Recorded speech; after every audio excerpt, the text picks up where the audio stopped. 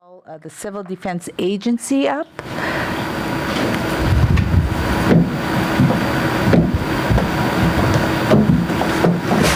Ms. Oliveira wants, if you can state your name for the record and then proceed. Thank you. Good morning. Darrell Oliver, Director of Civil Defense.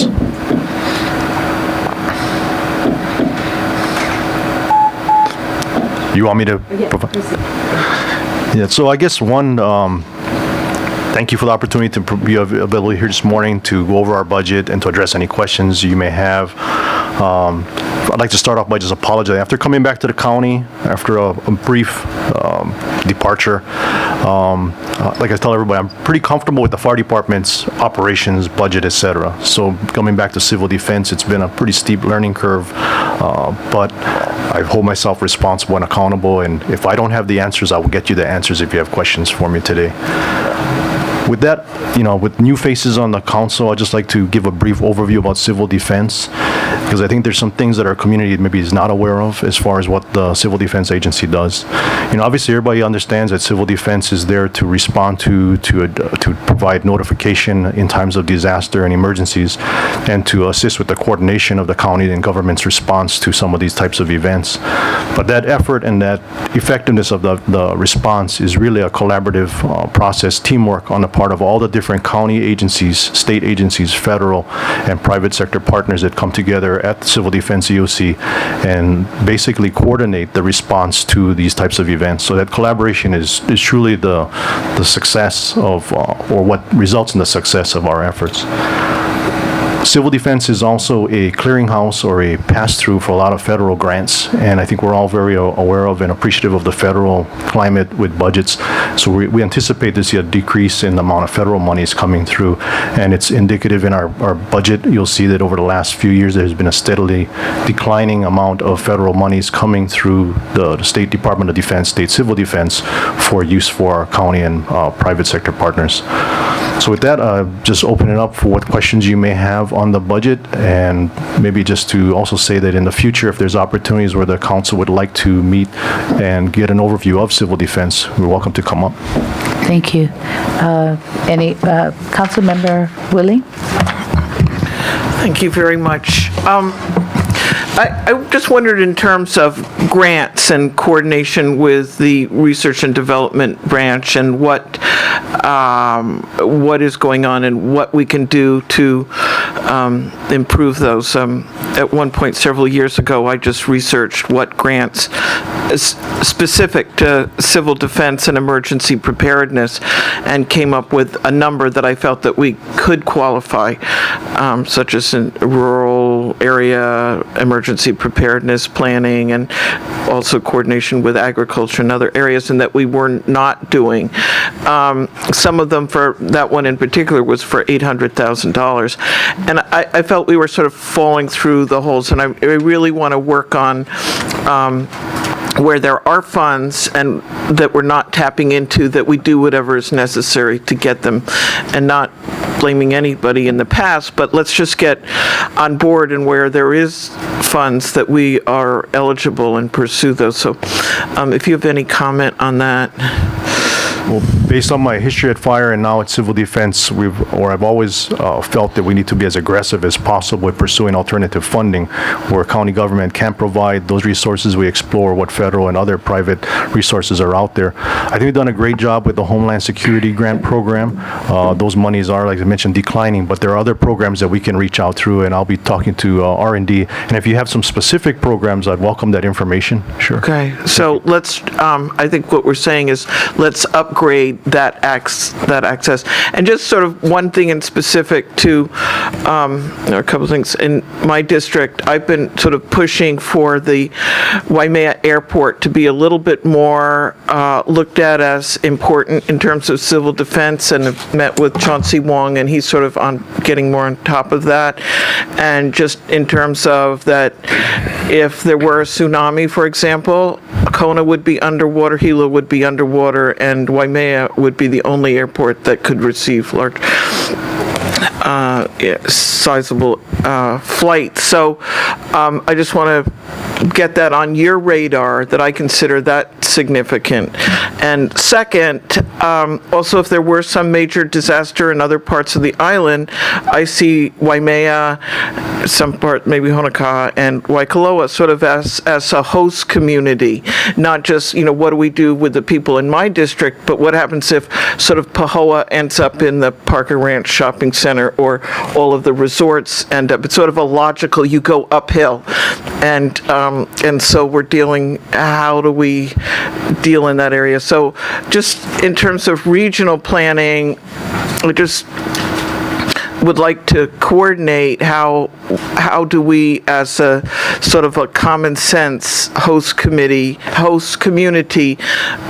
be prepared. So I've got here's my little checklist and whatever, on a larger scale. And I think, lastly, just how do we coordinate a little bit more in terms of agriculture and resilience planning? When I did a presentation when I was on the board at Waimea Community Association, of all of the different agencies that coordinate in terms of disaster preparedness, emergency preparedness, and I kept coming down to the word resilience, okay, which basically means putting these things into your routine, and sort of moving that whole area of civil defense into that we are a resilient community on an island-wide basis, from ag all the way up. But how do we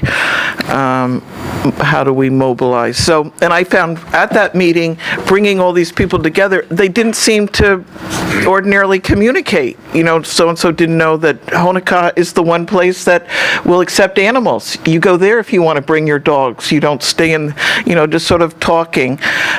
Sort of, again, just stressing that we deal with civil defense on a horizontal level and not just sort of silo this area as we get departmentalized. So those are really more suggestions, and asking you, I don't know to what extent all of those issues are built into the budget, but just really an awareness in terms of planning your budget, things that are important to me. Sure, and if I could just expound on some of the things you brought up with regards like Waimea Airport and the community resiliency. One of the projects that we've been engaged in for the last, I want to say 3 months, is a statewide regional catastrophic planning program.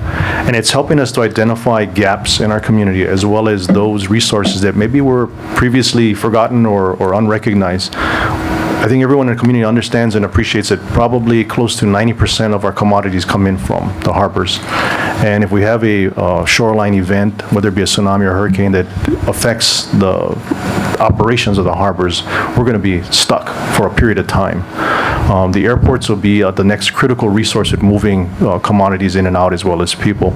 And we have met with Chauncey. He's part of that regional catastrophic planning group, as well as the commander from PTA with their facility up there as points of access for airports and air traffic. So yes, we appreciate those comments, and we'll continue to build on that, as well as to reach out to the private sector on what resources are there. As you mentioned, with the resiliency, it's I think the private and business community, as well as the faith-based groups, has been maybe undertaxed or undertapped for assistance and support. So we're going to continue that.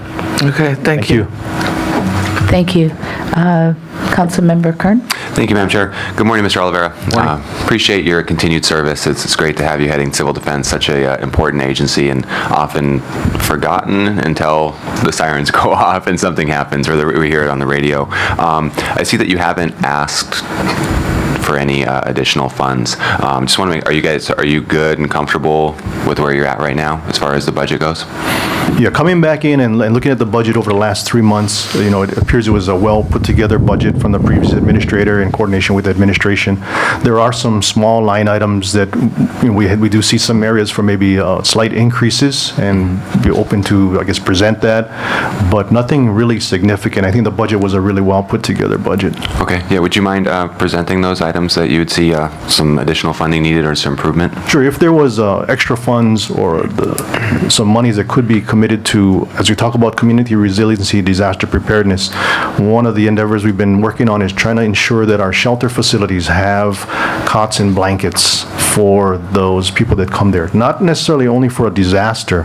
When we talk about a disaster, something that would be declared a disaster where we would receive access or permission to access our federally on-island resources. We do have FEMA trailers or containers on island that we can tap into if it's a declared disaster.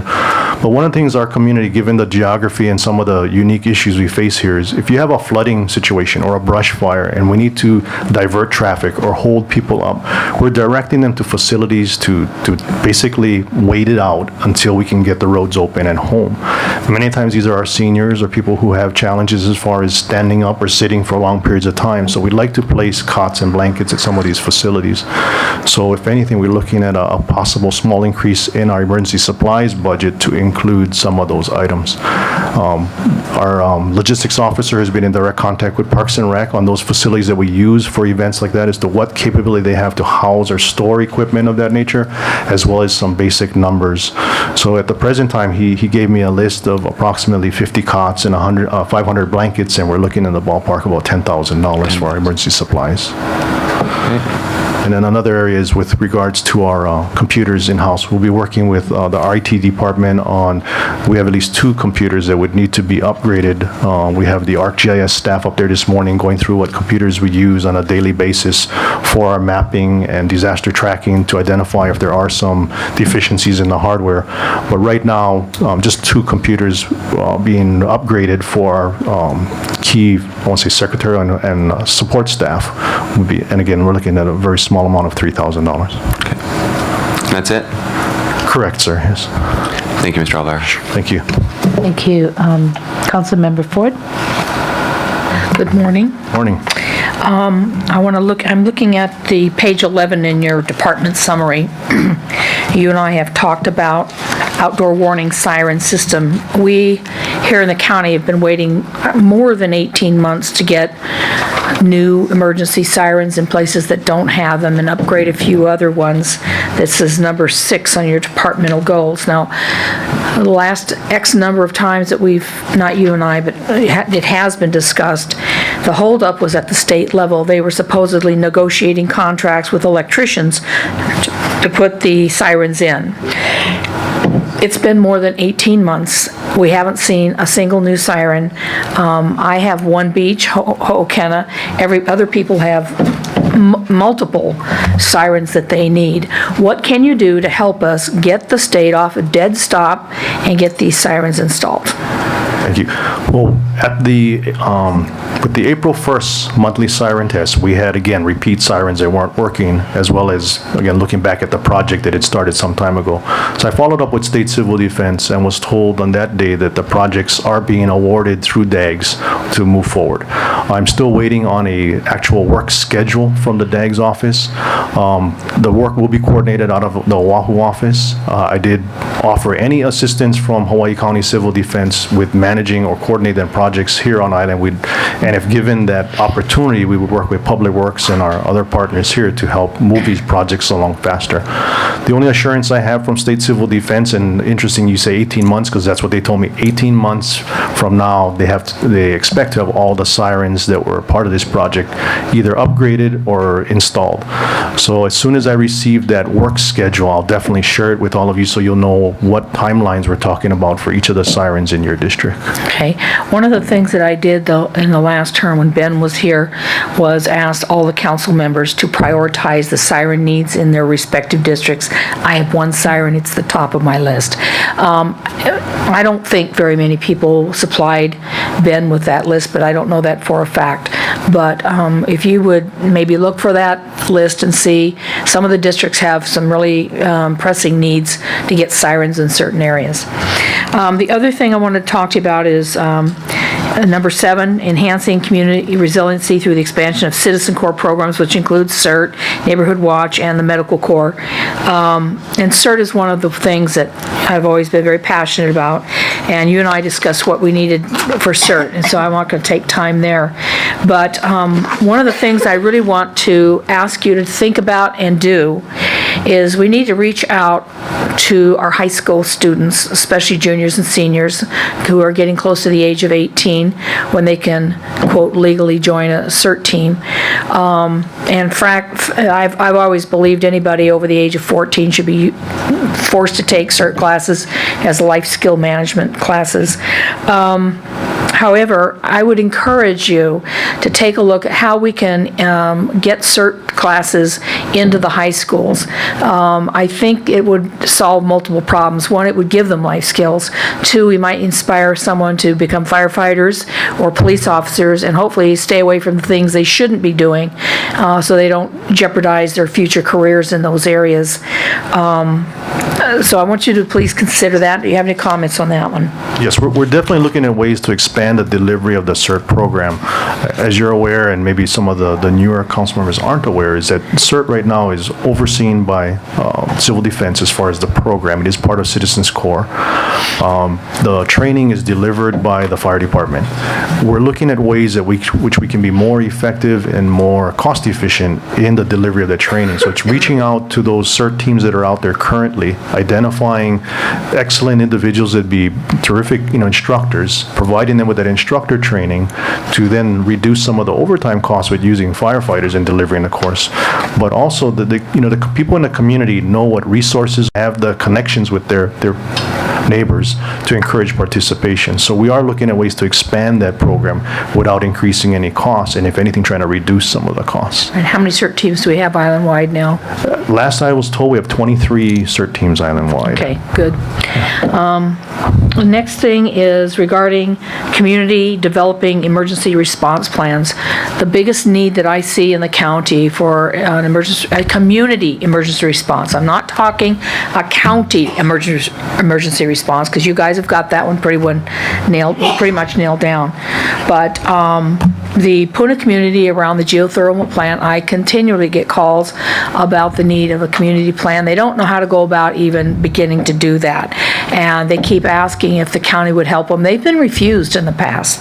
But I'm asking you to work with the community leaders out there to help design the plan. Because what is happening, we've had two venting events.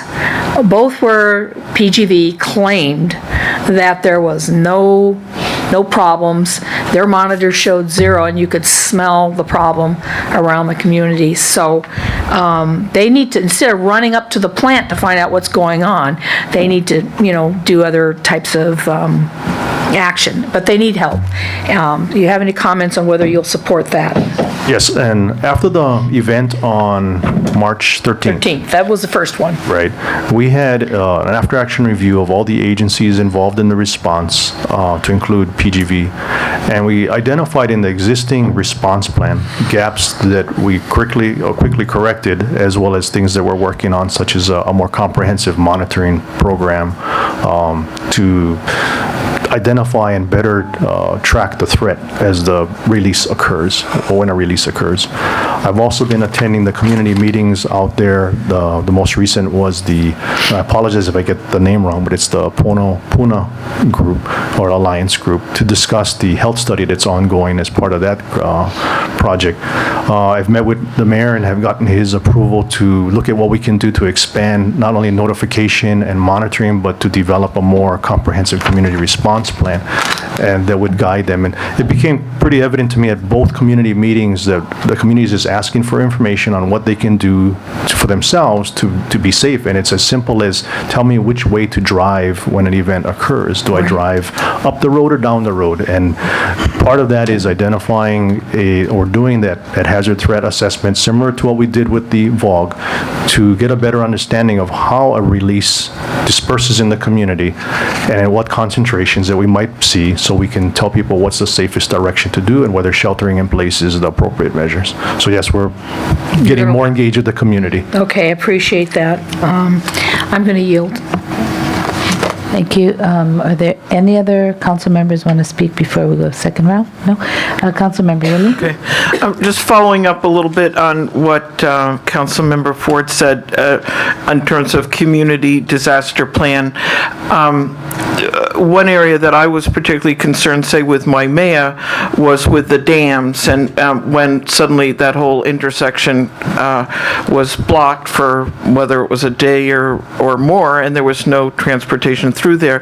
But also just looking at the danger from the dams, and I know that I had asked at that point, do we have those alarm signals in the dams such that if there's a sudden drop, there's notification to the police department? And at that time, those had been installed on all the other counties and had not been installed, were free and available, but had not been installed here on this island. And I don't know whether that has since been done or not. So I'm really combining two things.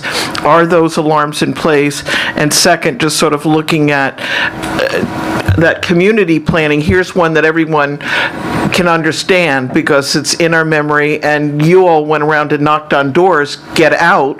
Your house may flood if another dam, one of the dams breaks. So I've got two other quick questions, but maybe if you could just comment on that one. And just so I'm not maybe off base, we're talking about the reservoirs above. Yes, Correct. yes. So I have had discussion with Quirino from the Department of Water Supply, and we're going to be sitting on discussing the response plan with that as well. As I said, with my absence, I want to make sure that if there were changes to any response plans, that I get caught up on some of these things. So I've been trying to get them Okay. one at a time, but the water reservoir is one of those projects. Okay, so I'll maybe follow up. after that, we can talk, Sure. but otherwise, getting those alarms in place. I know I live in one of the areas that could be inundated, but it's a large, I mean, it's just basically like what happened on dam breaks, there are houses that will be flooded. And second, my understanding is there's really a movement more to in-place sheltering and teaching people that you don't all run to the center. Here, we need to be prepared in our homes, and how do we orchestrate that, and sort of encouraging more education on that level. And I think this was also, whether it's saying to Neighborhood Watch, you're not just here to look out for if there's crime, but you're also here on how you get together, and are there seniors that don't have anybody looking out for them, and really get the community partnership. And where are their generators, and become more, if there was a sort of, here community, here are the things you need to do, Margaret, to make sure your communities have a plan. I mean, that kind of checklist would be really good. Sure. And just lastly, I know that we're doing fire disaster training. We now have a new center right down at the airport, and maybe that's fire at airports, but I keep thinking of how can we do emergency preparedness tourism, and sort of link into where we have all of the areas of disasters, and come here to this great place and study. And I know Chauncey Wong said to me, well, we're now going to be getting a grant to do fire disaster training and bringing people in. So again, just trying to, so we're not dealing in silos, but actually tourism and how to combine that with our civil defense needs. So On that last item, in partnership with Chauncey and the State Department of Transportation, the airports has gotten a grant through the FAA to build a training facility. Right. The nice thing is that, again, it's, I think, reflective of our community here, is Chauncey has always reached out. When I was with Fire, we'd been discussing that project for several years, and now with the monies looking like it's a reality, he's reorganized the steering committee to ensure that all agencies, including private sector, are involved in the planning of that particular project. And that's to ensure that we can have a more comprehensive training facility available on island, to include fire, police, even the university system with the fire science program, CERT, every one of the different emergency preparedness types of training organizations and stakeholders are invited to participate. So I think what you'll see be designed is going to be a much more comprehensive training facility. And so just as I see that as the kind of model that we could have, it's going to be near the community college. It's the kind of thing that we could be we're near the resorts. How do we utilize this facility? And so just promoting that in terms of your planning. Thank you. Thank you. Thank you. Are there, Councilmember Elegant? Thank you, Madam Chair. Director, I must say, Civil Defense got a blessing when they got you, because you, coming from fire, managing over 400 people, now you're down to 7, and I feel like you're great to work with, for one thing. And I want to say I'm looking forward to seeing you implement the resilience community, especially looking at Leilani as one of the, I want to say prototype in a way, and turning that center into like a distribute center where it could help out the whole community in Puna. And for me, I am looking to help you out with your technology and hoping to give you an upgrade so you can increase your productivity and help everybody out in the community. Thank you. Thank you for your service. Thank you. Thank you. Councilmember Ford? I had mentioned earlier there were 2 steam ventings at PGV, and my understanding from the community is that the second one didn't get reported to Civil Defense for upwards of an hour and a half, 2 hours. Some reports said it was 12 hours, but I think the AM/PM got reversed. But my understanding is that every single accident, event, whatever they want to call it, must be reported to you immediately, and I mean within seconds. And I don't understand how the second occurrence occurred without you guys being notified. Do you know what happened that we didn't get the notification? Yeah, the incident you're talking about, and I did share this with the community at that Sunday meeting, was I was notified at 9 o'clock. The incident did occur around 7 p.m., so again, 2 hours later, roughly. It was a valve leak that the technicians immediately took care of or controlled and shut off. So no less or no more than 15 minutes they anticipate. When I spoke to the safety coordinator for PGV, it was just an oversight on that technician's part with notification to us early. Like I mentioned, we were in the process of rewriting some of the provisions of the response plan, and that was one of the things we identified was immediate notification.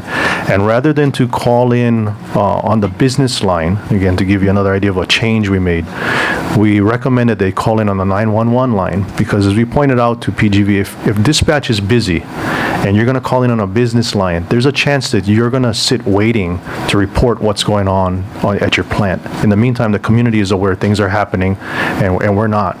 So if you call in on the 911 line, it's going to at least get you to a dispatcher to put you in contact with us so we can coordinate timely and get the information more timely. So it was an oversight. They've corrected that. It was what they would consider a abated or a minor release, very short-lived, no detectable limits that they reported, but definitely a gap that we're going to fix.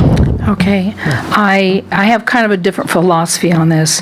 When you're relying on humans in a crisis, semi-crisis situation to always follow the protocol, it doesn't happen as frequently as we would like to think that it happens. It seems to me that we need some type of automated reporting system. If it's a dedicated line from PGV to Civil Defense rather than a dial-up line, that their equipment automatically, as soon as it triggers, automatically you guys get a report. Because in this case, it took 2 hours. Yes, I understand they're trying to fix the problem with the protocol. But the problem is, if we don't have a fast response, the community is sitting out there for 2 hours not knowing what's going on. The first event on the 13th of March, they could smell the problem. They knew there was a problem, and holding up a meter and saying, see, it says 0 when you're standing there smelling the problem, doesn't work. But our emergency responders are the ones that we need. to take control of the situation. So I'm advocating that there be a dedicated line. Mark Al, before he leaves, could help you with this, with an automatic type of response notification. Now, of course, if the plant were to blow up, nothing's going to work out there until you get someplace out of range and a community member calls in. But I would like to have you guys discuss automated and dedicated lines for emergency response notification to civil defense. Thank you. No, thank you. Thank you very much. And I think that is the end of your presentation and our question and answers. So thank you very much for being here. And if they have further questions, they will be contacting your office. Thank you. Thank you very much. Thank you. Okay, so next up is our master.